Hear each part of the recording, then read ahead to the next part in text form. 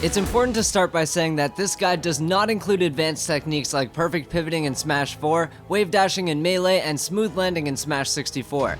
Instead, this guide will teach you the essentials of Super Smash Bros., which apply to every game in the series and always will. It's not so much a matter of quick and precise button presses, but understanding the core elements of Smash as a fighting game. If you've ever wondered how to get better at any game in the Smash series, this is where it all starts. Everything in Smash begins with spacing. In order to hit your opponent, you have to get close enough and/or use a move with enough range. In order to recover back to the stage, you also have to get close enough and/or use a move with enough range. Many new players often overuse the strongest moves their characters have, but in most cases, strong moves are also slow and easy to block and punish if not spaced correctly. Spacing is simply the result of the ongoing thought process during a game that determines where, when, why, and how you use which moves. Take Shulk for example. His side special has a ton of knockback and is an amazing kill move. However, it takes him quite some time before he can act again after using it. If you use backslash in the wrong place at the wrong time, or in other words, space it incorrectly, your opponent can easily punish you.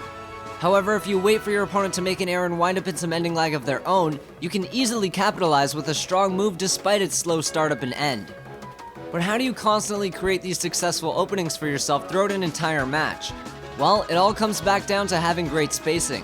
Learn your character's quick moves. That means attacks where the hit comes out fast and doesn't leave you vulnerable for a long time after the hit connects. These moves can be used to wall out your opponents, block their approaches, and create your own safe openings, and are often tilts or forward or back airs with most characters. Try to always be at a safe distance from your opponent, but close enough that you can hit them or dash in if they leave themselves open. And projectiles are amazing tools for controlling space as well. They can make your opponent approach you or pick a defensive option like shielding or rolling. For another example, let's use Mario and Sheik. Mario can use fireballs to control space from a distance. This takes away Sheik's option to dash in to a certain extent and forces her to approach, shield, and repeat, or jump over the fireballs. Either way, Sheik is forced to do something or take damage. Here's an example of incorrect move usage and spacing. Mario forces Sheik to approach by throwing fireballs from one side of the stage. Mario uses a fireball after Sheik has already closed the gap between them. This incorrectly spaced projectile allows Sheik to punish Mario during his cooldown time or ending lag. And here's an example of effective spacing.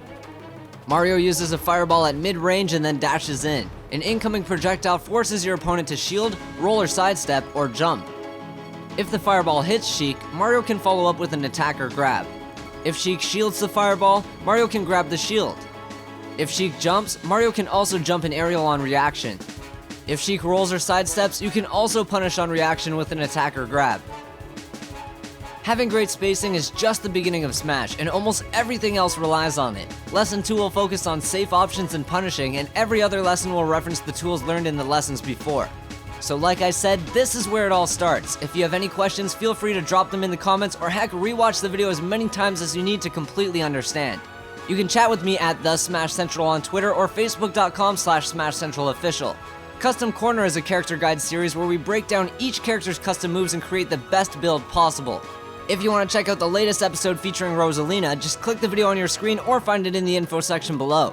If you've got a friend who's itching to get better at Smash, share this video with them, and let me know if you enjoyed this video by clicking that like button. Thanks for watching, and until next time, happy smashing!